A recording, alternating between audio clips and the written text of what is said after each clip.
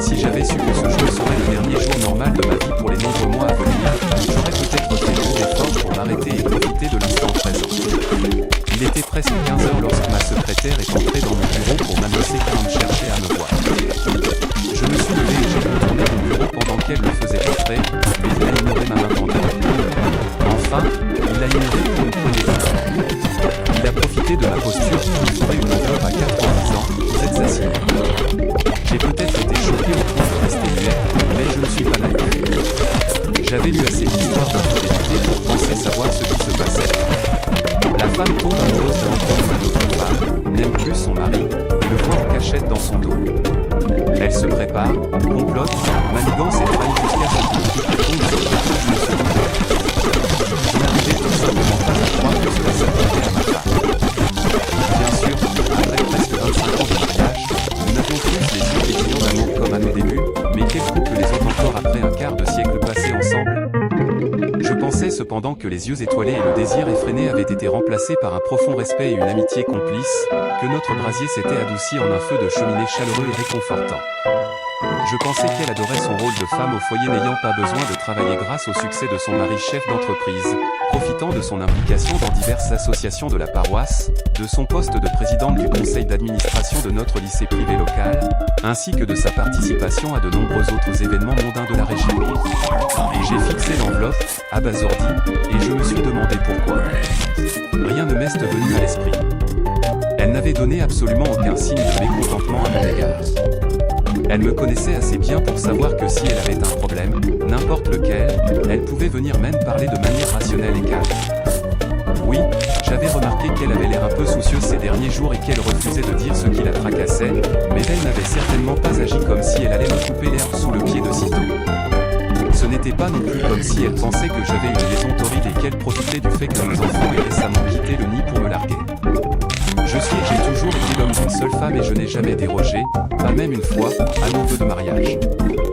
Même si ma secrétaire m'a dit un jour très sérieusement que si j'avais été célibataire, je serais considéré comme un très bon parti. Quand je voyage, ce qui est fréquent et en solitaire, j'ai beaucoup d'opportunités. Des opportunités que je n'ai jamais saisies, j'ai donc immédiatement écarté cette hypothèse. De plus, avec le légendaire caractère de bretonne de ma femme, si elle m'avait surpris en train de la tromper, elle m'aurait foudroyé de colère 5 minutes plus tard. J'ai réalisé que je procrastinais, retardant le moment où mon monde serait officiellement défini. Malgré ma prise de conscience, une autre minute s'est écoulée pendant que je fixais l'enveloppe. Finalement, après avoir pris une grande inspiration, j'ai déchiré le bord du paquet et j'ai sorti l'épaisse liasse de papier. En lisant la tête, un immense soupir de soulagement m'a échappé. La lettre n'était pas intitulée Requête en divorce comme je l'avais anticipé, mais concernait toute autre chose pour laquelle j'étais poursuivi en justice. Je m'en suis voulu d'avoir douté de l'amour et de la fidélité de ma femme, me promettant de lui acheter un énorme bouquet de fleurs sur le chemin du retour et peut-être l'emmener dans un restaurant chic. Tremblant encore de soulagement, j'ai contourné mon bureau et me suis laissé tomber dans mon fauteuil pour lire le document correctement. Mais qu'est-ce que c'est que ça? Ce n'était pas l'entreprise qui était poursuivie comme je m'y attendais, mais notre police d'assurance habitation. J'étais poursuivi au nom d'un certain Lucas Mercier, qui serait apparemment tombé dans mes escaliers il y a 4 jours et aurait subi des blessures suffisamment graves pour être encore à l'hôpital. La lettre de motivation précisait que j'étais poursuivi pour les frais médicaux, la perte de revenus, ainsi que les dommages corporels et moraux. Disons simplement que le montant que le type réclamait était suffisant pour financer un petit pays en voie de développement pendant un certain temps. Je me suis adossé à mon fauteuil en regardant les déclarations qui accompagnaient la lettre de l'avocat Véronica, un peu confus par toute cette histoire. Je n'ai noté que 3 choses dans ces déclarations. Premièrement, M. Lucas Mercier rendait visite à ma femme, Sophie Dubois, au moment de l'accident par sa chute dans les escaliers après avoir trébuché sur un couple qui passait sur le palier supérieur. Deuxièmement, cet incident s'était produit un jour où j'étais en déplacement professionnel. Et troisièmement, l'heure de l'incident était 5 heures du matin, juste avant l'aube à cette période de la nuit. Je me suis penché encore plus en arrière dans mon fauteuil en me remémorant la disposition de ma maison. Il n'y avait qu'une seule volée d'escalier sur toute la propriété, celle qui reliait le rez-de-chaussée au premier étage. Des pièces à vivre vers les chambres. Il n'y avait que des chambres à l'étage. Il y avait des toilettes au rez-de-chaussée, ce qui annulait la nécessité d'utiliser une des salles de bain de l'étage.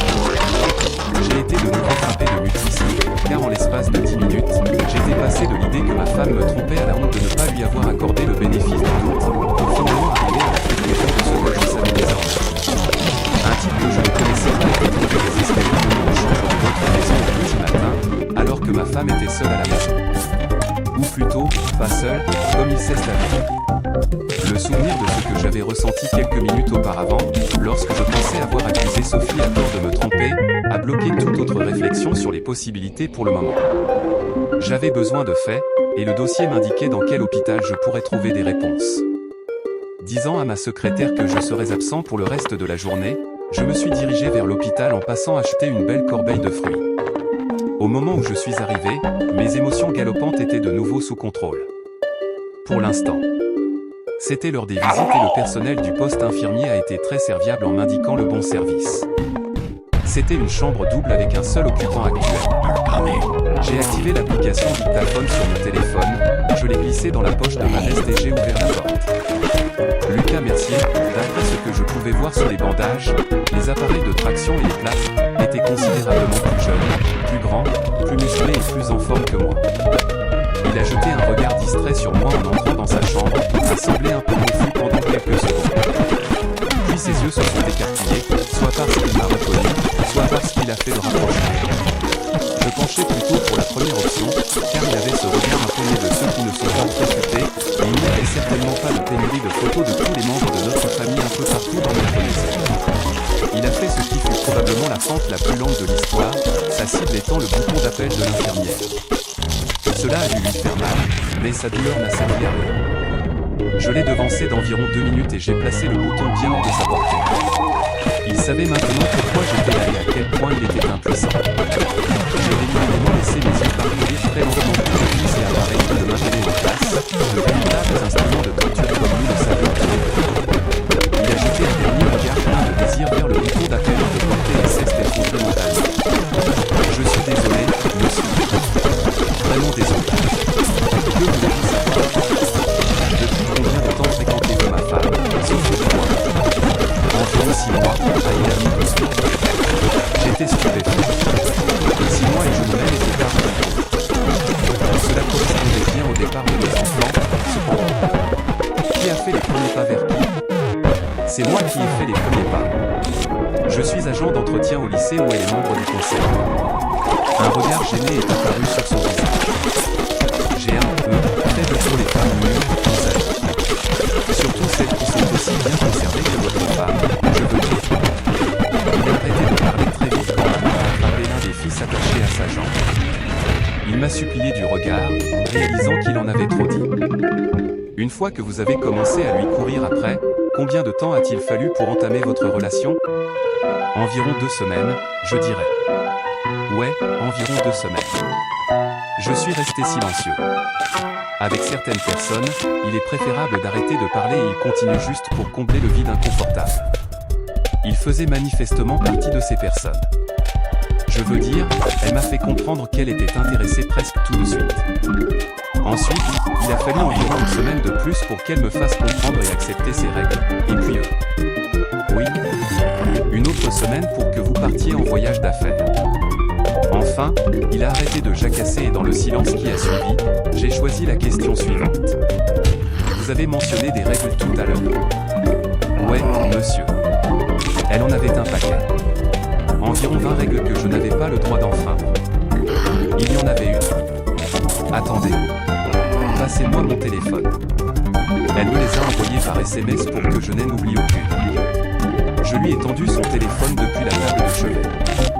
Il l'a déverrouillé, a trouvé un fil de discussion, a fait défiler vers le haut et me l'a tendu. La première chose que j'ai remarqué, c'est que le numéro d'où provenaient les SMS n'était pas le numéro habituel de ma femme. Un téléphone jetable, je suppose. Probablement gardé dans le coffre-fort dont je n'avais pas la combinaison. Le coffre-fort dont le lycée avait insisté pour qu'elle ne me laisse pas voir l'intérieur. Il y avait les règles de Sophie, toutes soigneusement exposées dans son langage si caractéristique. Pas de marque d'affection au public ni même de reconnaissance de l'existence de l'autre en public. Si tu me vois au lycée, tu continues ton chemin. Tu me fourniras un test de dépistage MST négatif avant notre première fois. Nous nous rencontrerons en privé. Pas de romantisme, pas d'affection, pas de baisers, juste des rencontres intimes. Nous ne nous verrons chez moi que lorsque mon mari est en déplacement pour la nuit, et seulement après que j'aurai confirmé qu'il est bien là où il vient. Je ne veux pas qu'il appelle sur le téléphone fixe et que je ne sois pas là, ce serait difficile à expliquer. Cela expliquait pourquoi, lorsque j'étais en voyage d'affaires, on s'attendait à ce que j'utilise le téléphone de l'hôtel pour appeler notre ligne fixe entre 20h30 et 21h30. La raison invoquée par Sophie pour insister sur l'appel sur ligne fixe était que, selon elle, les longs appels sur les téléphones portables étaient liés au cancer du cerveau. Tu devras toujours fournir et porter une protection. Tu apporteras une boîte neuve et non ouverte de 5 préservatifs à chaque fois. 5. Mon Jésus. À quand remontait la dernière fois où nous avions été intimes 5 fois de suite? L'avions-nous seulement déjà été? J'ai regardé l'homme dans le lit, bandé et sous traction. Qu'était une machine? J'ai continué à rire. Je te regarderai briser le seau de la boîte et je te regarderai jeter les 5 avant ton départ, qu'ils soient utilisés. Je devrais comptabiliser chaque morceau d'emballage avant que tu ne t'en débarrasses. Tu emporteras même un pour certaines activités spécifiques. Un soulagement m'a envahi, me donnant la nausée. Je ne devrais pas me sentir soulagé que ma femme n'ait peut-être pas été intime 5 fois de suite avec son mari. La règle des 5 protections m'avait déconcerté, alors j'ai remis les règles jusqu'à ce point. Que dire? Quoi?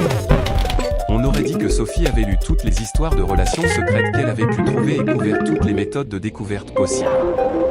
J'ai continué à lire ce texte d'une logique écœurante. Cela ressemblait plus à une liste de planification de vacances ou à une liste de courses qu'à un message passionné entre des amants potentiels. Tu gareras ta voiture sur le parking du supermarché à 3 rues de chez moi. Je t'enverrai par SMS l'heure la plus tôt à laquelle tu peux venir, qui sera au moins 1 heure après la tombée de la nuit. Tu marcheras depuis le parking et entreras par le portail arrière. Je laisserai une porte ouverte pour toi. S'il y a quelqu'un dans la ruelle derrière la maison, tu continues de marcher. Tu partiras au moins 1 heure avant l'aube pour le même chemin. Si pour une raison quelconque nous nous endormons, je te dirai quand et comment tu dois partir. Si je romps avec toi, tu accepteras de me quitter immédiatement sans aucun autre contact. Si tu t'y opposes à ce moment-là, je te garantis que tu perdras ton misérable boulot dans la semaine. J'ai parcouru rapidement une autre douzaine de règles secondaires, puis je lui ai rendu le téléphone après avoir transféré le texte sur mon numéro. Foi, très minutieux, très logique. Un peu froid, cependant. Ouais, trop froid. Je lui ai dit que les baisers et les câlins étaient importants pour moi dans une relation. Elle a dit que nous n'allions pas avoir de relation, juste des rencontres. C'était à prendre ou à laisser. Je lui ai dit que je laissais. Et pourtant nous voilà, 6 mois plus tard. Ouais, eh bien, votre femme est très persuasive. Je lui ai envoyé un texto pour dire non, et elle est descendue à la clé au sous-sol du lycée dès le lendemain et a verrouillé la porte.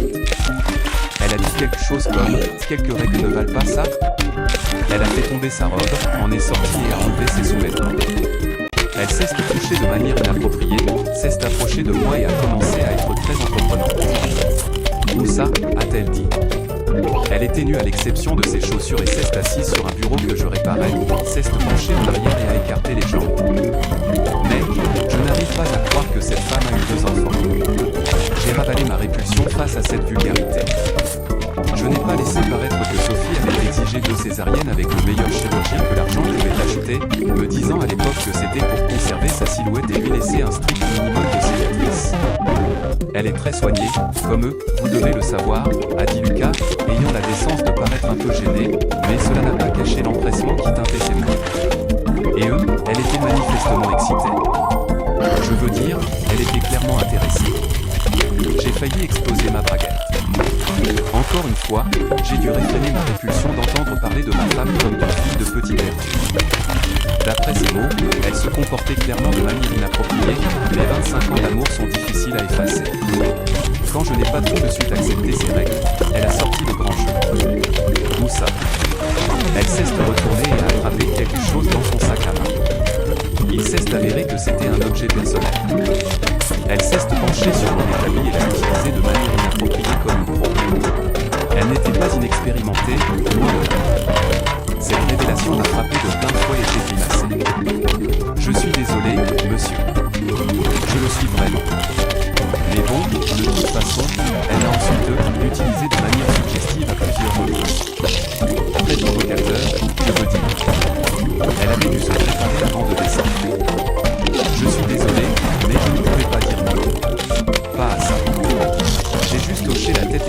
et d'attraper l'objet.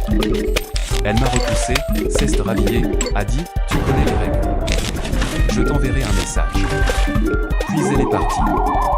2 jours plus tard, j'ai reçu l'appel et nous avons eu notre première rencontre. J'étais abasourdi par toutes ces informations. Je n'arrivais pas à croire qu'il parlait de la personne que je connaissais comme étant ma femme. Sophie, qui détestait les préliminaires prolongés, qui pensait que le faire dans des positions différentes était le summum de la réalisation. En désespoir de cause, j'ai posé une autre question. Où est le tatouage que Sophie et que représente-t-il? Un twist et une retombe sur la face gauche de l'autre droite. Je savais que mon mariage était terminé, je le savais avant même d'entrer dans l'hôpital, mais je n'avais pas assez de données pour décider à quel point c'était terminé. Alors, est-ce que vous avez mis la partie avec quelques diverses manières? Il a eu l'air effrayé et ses yeux se sont posés sur les fils que je pouvais tirer pour lui infliger une agonie. Ne t'inquiète pas, Lucas. Si tu réponds avec une honnêteté absolue, après tout, tu ne sais pas tout ce que je sais déjà, je préfère te laisser intact. Je le pensais. Le type avait manifestement souffert d'assez de douleurs physiques. Les escaliers avaient fait un excellent travail pour le tabasser. Mieux que je n'aurais pu le faire. D'après le choix de ses mots et sa façon de parler, il était clair qu'il n'était pas très brillant et qu'il avait sauté sur une occasion à laquelle il n'était pas assez fort pour résister. Malgré tout, sa réponse fut un murmure. Ouais. De diverses manières. J'ai regardé Lucas. Bien sûr, il était plus jeune et plus en forme, mais Sophie était intelligente et Lucas ne l'était clairement pas. Comment pouvait-elle supporter d'avoir une conversation avec lui? Oh, c'est vrai. Elle ne voulait de lui que pour l'intimité, pour être avec lui de façon inappropriée. Ça m'a irrité. Je n'arrivais pas à y croire.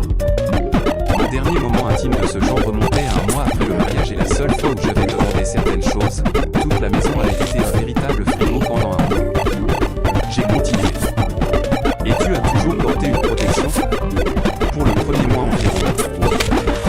Après ça, elle m'a dit que si je me faisais dépister toutes les 4 semaines, je pouvais être avec elle sans protection, pour qu'elle puisse être plus intime. Elle a dit qu'elle adorait ça. Elle avait aussi manifestement un faible pour certaines pratiques. Je dois vous dire, elle devenait folle pour ça. Je suis resté silencieux, écœuré, assimilant l'information selon laquelle ma femme n'avait rien à voir avec celle que je croyais connaître. Sagement, Lucas est lui aussi.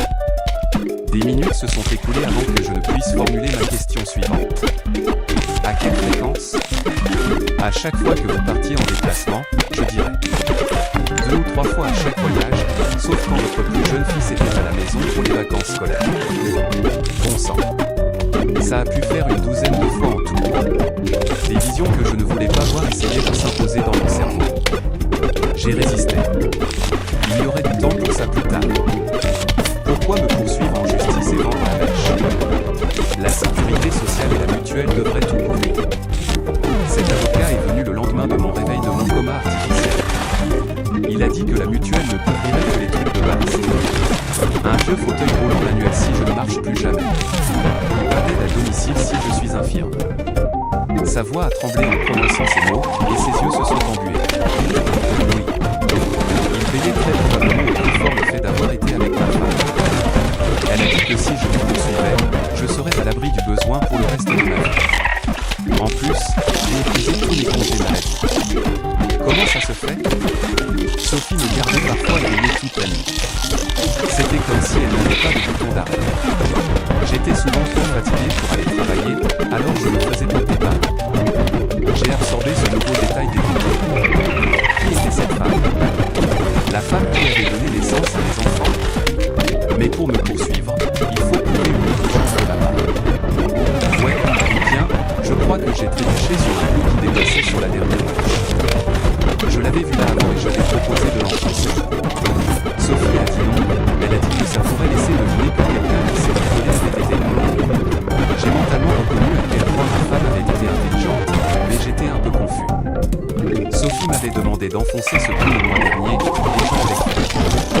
Femme heureuse, vie heureuse, et tout ça. Je n'avais juste pas réalisé à quel point elle était heureuse. C'est elle que tu me poursuis. Pas à ma connaissance. Elle a appelé une ambulance quand je suis tombé dans les escaliers et s'est rongé les sangs pendant tout le temps temps où ils étaient là. Je l'ai entendu dire à un voisin qu'elle m'avait entendu me faire renverser par une voiture sur la route devant chez vous et qu'elle avait appelé les urgences. Elle n'est pas venue avec moi dans l'ambulance, et je ne l'ai ni vue ni entendue depuis. Nous avons discuté pendant encore une vingtaine de minutes avant que l'infirmière n'entre et ne lui donne des analgésiques. Après qu'il les a pris, je lui ai sincèrement souhaité un bon rétablissement. Sa promesse de laisser les femmes mariées tranquilles à partir de maintenant, j'y croyais fermement. Moi aussi, j'avais été jeune, stupide et bourré d'hormones à une époque de ma vie. Dieu merci, j'avais passé l'âge de la jeunesse. 1 sur 3, c'est déjà pas mal, n'est-ce pas? Il me restait encore 1 heure avant mon retour habituel à la maison, alors j'ai conduit jusqu'au parc municipal du coin, en passant acheter un bon cigare cubain chez mon cimetière. Sophie détestait que je fume quoi que ce soit, mais vu comment je me sentais en ce moment, elle pouvait bien aller se faire voir. Encore une fois. Je me suis assis sur un banc du parc, je l'ai allumé et j'en ai profité un maximum. À partir de maintenant, me suis-je promis, je vais faire plus de choses que j'aime faire. Au diable le fait de toujours faire passer les désirs des autres avant les miens. Les révélations de Lucas expliquaient pourquoi Sophie semblait si stressée et inquiète. Pourquoi elle ne voulait pas en parler.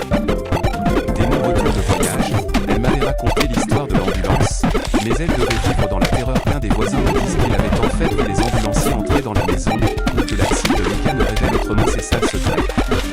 Ceci étant réglé, j'ai réfléchi à ce que je devais faire de mon mariage. Il m'a fallu exactement 15 secondes pour décider qu'il était mort. Complètement mort. Cette prise de conscience était en fait très libératrice. Cela m'a également permis de décider comment gérer tout ça.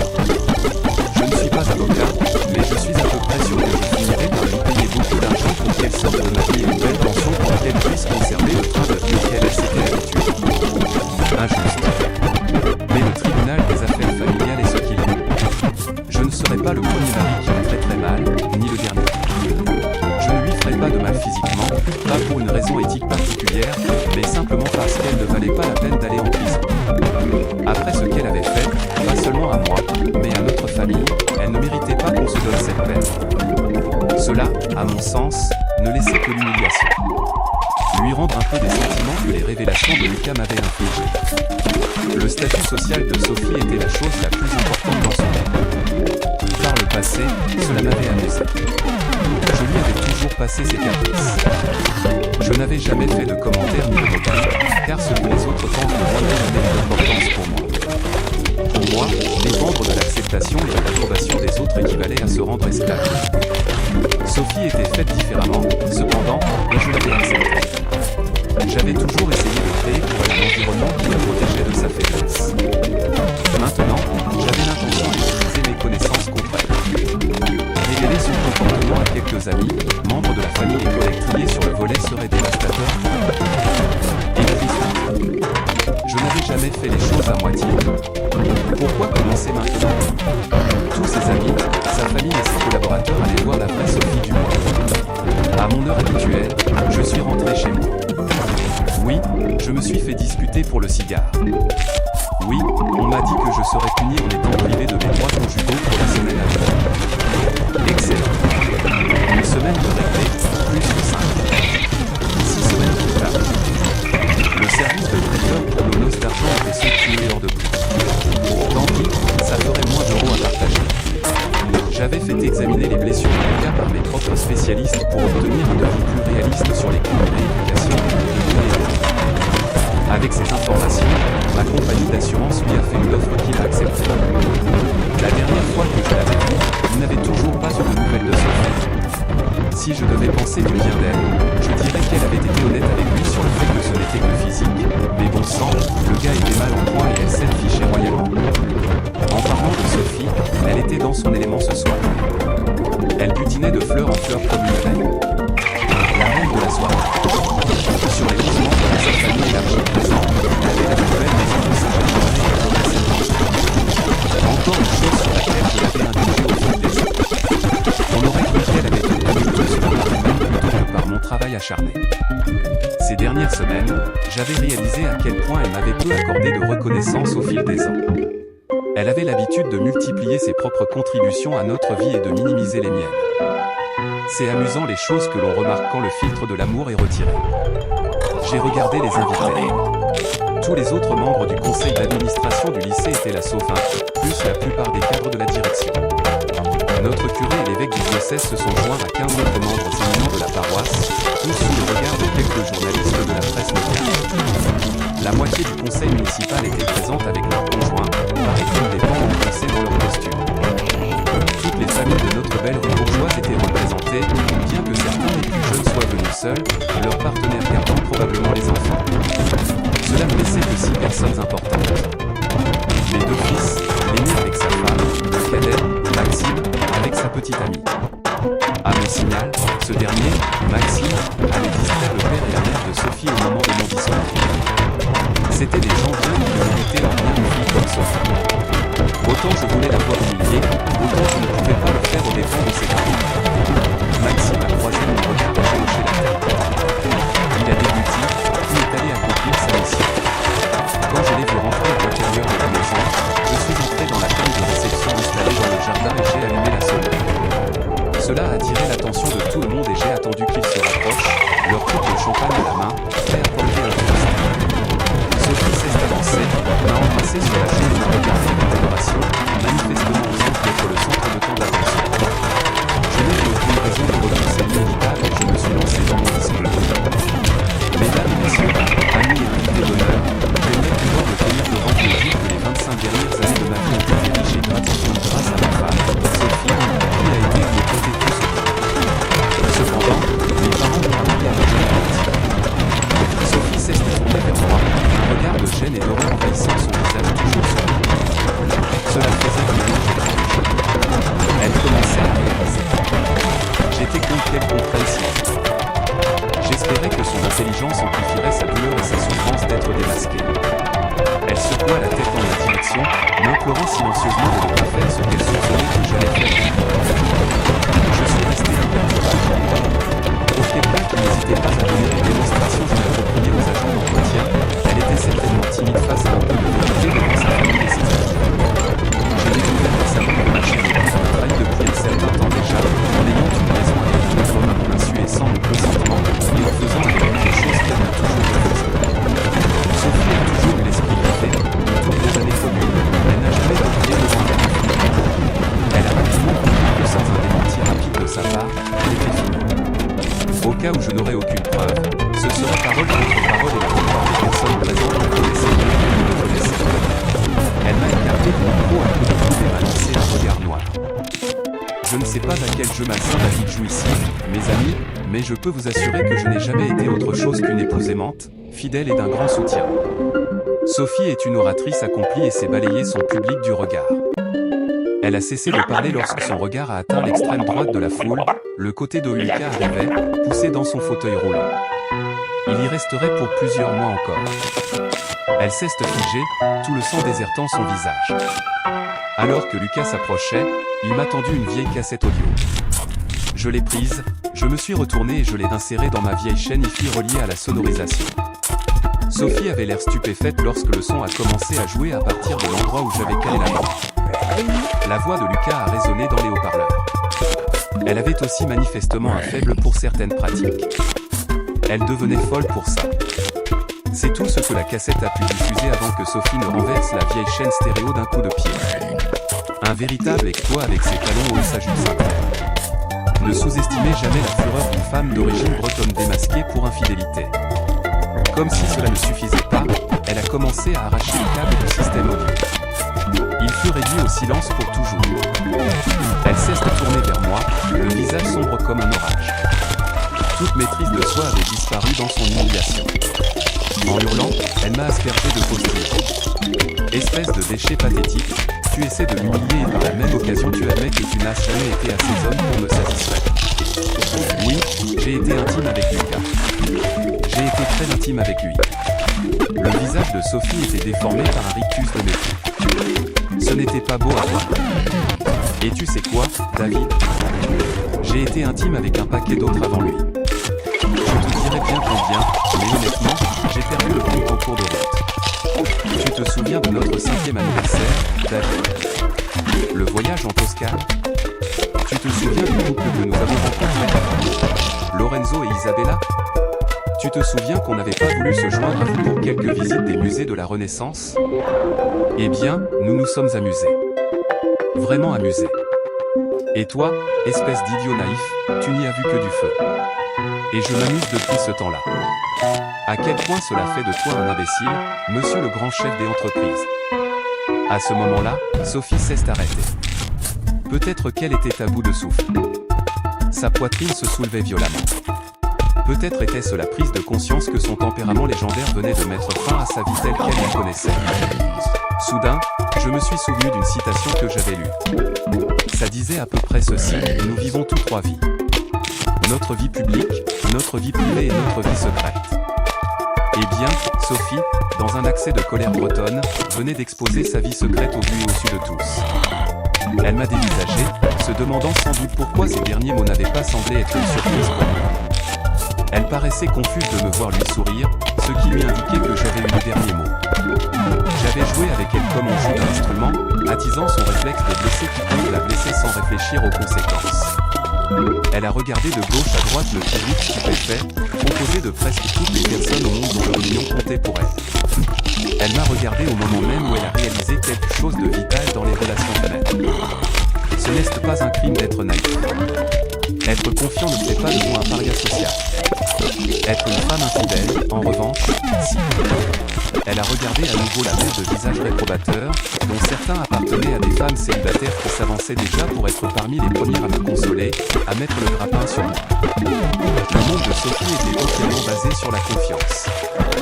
À partir de ce moment, plus personne ne lui ferait confiance, car il a réalisé qu'il ne la connaissait pas. Elle avait l'air bien seule alors qu'elle se dirigeait vers la sortie. Oui, j'avais orchestré toute la scène. Je savais exactement comment elle réagirait si j'appuyais sur certains boutons, et elle était tombée dans le piège que j'avais magnifiquement préparé. Bretonne d'apparence, bretonne de caractère. Comment savais-je que Lucas n'était pas le premier? Pour deux raisons, en fait. Premièrement, son exigence que je l'appelle depuis un poste fixe quand je voyageais n'était pas une demande datant de 6 mois. Cela durait bien avant que les téléphones portables ne soient liés à des troubles cérébraux. Deuxièmement, mon nouveau copain, Lucas, me l'avait dit. C'est ce dont nous avions discuté pendant 20 minutes à la fin de notre première rencontre. Il m'avait raconté qu'il lui avait demandé un jour pourquoi elle insistait sur des précautions aussi élaborées, et elle lui avait raconté en riant les quelques fois où elle avait failli se faire prendre au fil des ans. Des moments intimes dans le bureau de l'association caritative après les heures d'ouverture quand la femme de ménage est entrée. Moi qui l'interrogeais sur une facture de l'hôtel une fois et qui a dû inventer une excuse convaincante à la donner. Moi rentrant à la maison à l'improviste et simplement obligé de se cacher dans le placard. Le plus drôle, c'est qu'après avoir découvert l'existence de Lucas et commencé mes préparatifs, 3 autres personnes m'ont fait savoir qu'elles me trompaient ou que ça revenait au même. Premièrement, la mère d'un joueur de foot du club local, dont je sponsorisais généreusement l'équipe, travaillait dans une clinique privée de la région et m'avait glissé, au risque de perdre son emploi, des copies de documents prouvant que Sophie était traitée pour la récurrence de certains problèmes de santé. Deuxièmement, la meilleure amie de la femme de mon fils aîné a demandé par inadvertance si une patiente de sa clinique portant le même nom de famille était de la famille. En creusant cette information, j'ai découvert que ma femme avait programmé une interruption volontaire de grossesse pour la semaine suivante. Selon les papiers, ma femme mettait cela sur le compte du millepertuis qu'elle prenait pour l'aider à dormir. Sa conscience l'aurait-elle tourmentée? Ou cela interférait-il avec ses pilules contraceptives prises en secret? Difficile de voir comment elle aurait pu garder une telle procédure secrète. Et enfin, la révélation douloureuse de Maxime le lendemain de ma découverte, m'avouant qu'il était au courant de la liaison de sa mère. Il rentrait d'une soirée trop arrosée et cherchait un endroit proche pour dormir. Il avait utilisé la clé de rechange cachée et se faufilait dans son ancienne chambre quand il a vu Lucas retourner dans la chambre principale depuis la salle de bain. Il avait observé dans la pénombre Lucas cheviller et se diriger vers les escaliers. Ironiquement, c'était sur le pied tendu de Maxime que Lucas avait trébuché dans le noir, tombant vers la douleur et la peur. Maxime a pris son temps pour me le dire car il ne voulait pas être responsable de l'agonie de cette révélation. Oui, Sophie Sen est bien sortie financièrement lors du divorce, mais avec les articles dans la presse locale et les ragots, elle n'avait le choix qu'entre quitter la région ou affronter une population méprisante pour le restant de ses jours. Il s'est avéré que ce furent les deux. Le premier endroit où elle s'est installée, elle a commencé à jeter son argent par les fenêtres et a été invitée à siéger dans plusieurs conseils d'administration d'œuvres caritatives. Peu de temps après, les autres membres du conseil ont reçu certains documents et elle a été désinvitée, en tout cas. Elle a déménagé de nouveau pour voir la même chose se reproduire. Encore et encore. La dernière fois que j'ai eu des nouvelles de cette femme infidèle, c'est lorsqu'elle m'a appelé une semaine après la livraison d'une autre série de colis. L'indicatif régional indiquait qu'elle se trouvait à l'autre bout de la France. Je crois qu'elle était ivre quand j'ai décroché mon téléphone pour être accueilli par des hurlements d'insultes. Pour l'amour du ciel, David, n'ai-je pas été assez puni? Non. Bip, bip, bip, c'est ce que je crois qu'elle a entendu.